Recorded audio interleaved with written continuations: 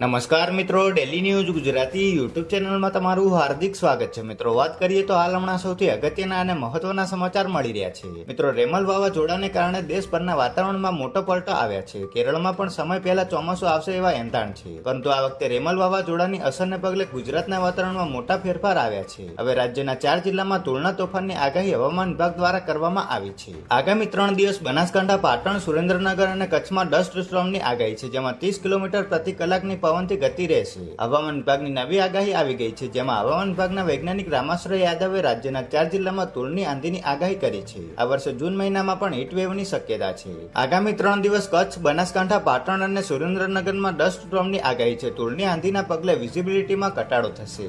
રાજ્યમાં આગામી 5 દિવસ વાતાવરણ સૂકું રહેશે. દક્ષિણ પશ્ચિમ તરફના પવન ફૂંકાતા ગરમીમાં આંશિક ઘટાડો થશે. અરબી સમુદ્ર પરથી પવન આવતા હવામાં ભેજનું પ્રમાણ વધ્યું છે, જેથી પવનની ગતિ 25 થી 30 કિલોમીટર પ્રતિ કલાકની શક્યતા છે.